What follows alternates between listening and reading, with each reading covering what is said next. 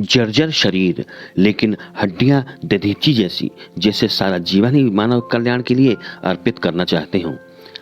शरीर में हड्डियों में जैसे त्वचा को सिर्फ लपेटा गया हो, ऐसी शरीर की काया, लेकिन आंखों में एक तेजस्व 110 साल का अनुभव।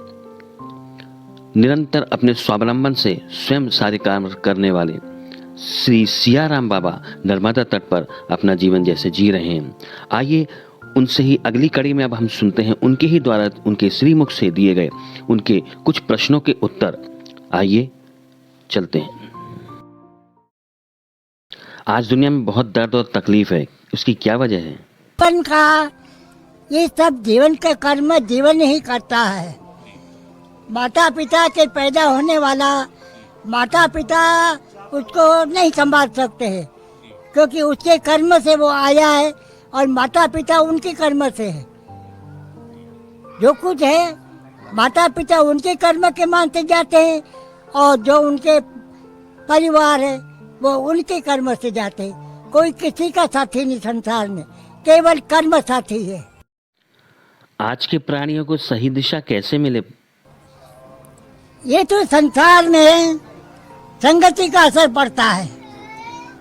जो संगति है संगति, उस जैसे कुछ संगति होती है वैसा ही होता है। वाल्मीकि जी चोरों के साथ में हो गए, चोरी करने लग गए है। जब आके सत्संग में आ गए, जब सप्तऋषि या कोई संतों आ गए, तो उनका जिसको जो कुछ है, मतलब कहने का पूर्व जन्म का कुछ संस्कार, कुछ इस जन्म का परिश्रम और पूर्व जन्म का और अभी का भी कुछ ईश्वर की दया, तीनों भाग इकट्ठा होता है, तब पानी में तिर सकते हैं। आज भारत विश्व गुरु बन रहा है, आप इस बारे में क्या सोचते हैं बाबा? अब ऐसा है, रामायण के अंदर संसार में सब तरह की बातें हैं। रावण की भी बातें हैं और राम की भी है। अच्छा कर्म की भी है, खराब कर्म की है। जिसको बाजार के अंदर जो सामान लेना है, ये बाजार है, जो इच्छा वो ले लो। आज आप अपने स्वयं के जीवन के बारे में किस तरह से देखते हैं? क्या मेरे बारे में क्या कहूँ? मेरा जीवन तो अब जो कुछ है तो आगे बढ़ रहा है, वो अलग बात से हो रहा है। वो किसी के देखा देखी का नहीं है, वो तो आत्मा में जो प्रकाश होता है उसमें। अर्जुन और कृष्ण का संवाद है, तो ये अर्जुन और कृष्ण कौन है? ये मन और आत्मा। वही आत्मा रूपी जो कृष्ण है, वही ये मन रूपी को ज्ञान दे के मन को लाइन बताता, तब वो अपने घोड़े को पकड़ के रखता है, आत्मा प्रकाश करता है। वर्तमान युग के बारे में आप क्या दृष्टिकोण रखते हैं बाबा? जब सत्ययुग थे उस समय सात्विक वृत्ति ऐसी थी संसार में कि संगति का असर होने के कारण पहले सत्य था, तो सत्य के कारण दुकान से सामान लाते थे और वो पैसे अपने हाथ से रख जाते थे, और घर वाले नहीं रहते तो भी उसके लिए कोई बात की व्यवहार का गलत नहीं करते थे। पहले सत्य था, इसीलिए उसका नाम सत्ययुग। फिर रजोगुण हो गया, तमोगुण हो गया, तो ये सब धीरे धीरे उतरते गए। पेड़ी चढ़ने की ताकत नहीं रही, तो ऐसे ये कलयुग एकदम नीचे पेड़ी पर आ गया। ऊपर जाने की कोशिश नहीं कर रहे हैं, नीचे और जाने वाला है। संसार के लिए कोई संदेश देना चाहे जो आपको लगता है जिससे भला हो? संदेश किसी को लगता नहीं है। वाह वाह।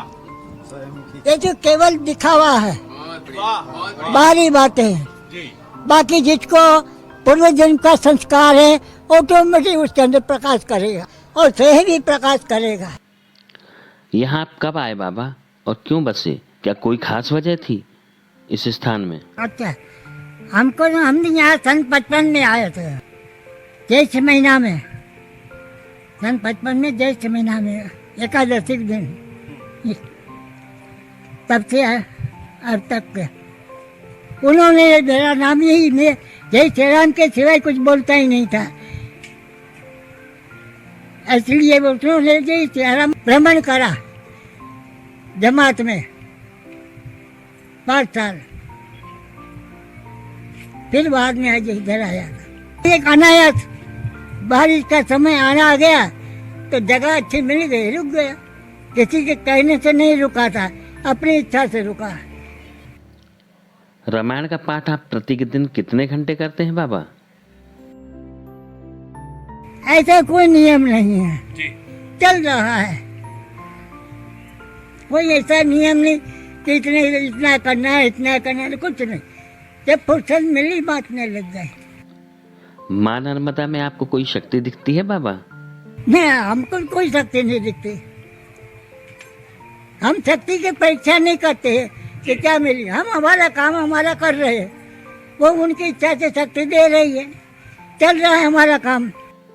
अयोध्या में आखिर राम मंदिर बन गया, आप इसको किस प्रकार देखते हैं?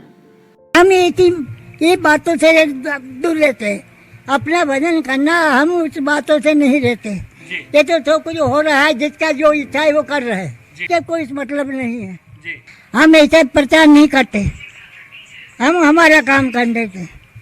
हम ऐसे प्रपंच में नहीं रहते, ये प्रचार करने वाले करते हैं। हम हमारे जीवन के लिए कर रहे हैं, हम किसी के लिए नहीं। तो दोस्तों, देखा आपने बाबा के सादे विचार। देखिए, अनिरुद्ध आचार्य जी भी बाबा से मिलने, उनके दर्शन के लिए आए थे, लेकिन वो बड़े सादे रूप में रहे। उन्होंने फूल माला दी, वहीं रख दिया गया। पैसे भी दिए उन्होंने, तो उन्होंने 10 रुपये काट कर पूरे पैसे वापस कीजिए। तो इस चित्र का आनंद लीजिए और हम मिलेंगे अगले व्लॉग में। ओमकारेश्वर की तरफ जाएंगे और ओमकारेश्वर के दर्शन अब आपको अगले व्लॉग में हम कराएंगे। तो आपको ये व्लॉग कैसा लगा ज़रूर बताइएगा, कमेंट्स कीजिएगा ज़रूर, और साथ में शेयर कीजिएगा अपने सभी दोस्तों को। और अगर अभी तक आपने चैनल को सब्सक्राइब नहीं किया तो प्लीज़ सब्सक्राइब कर लीजिए। तो जय हिंद, जय भारत, जय सिया राम बाबा, हर हर नर्मदे, जय श्री महाकाल।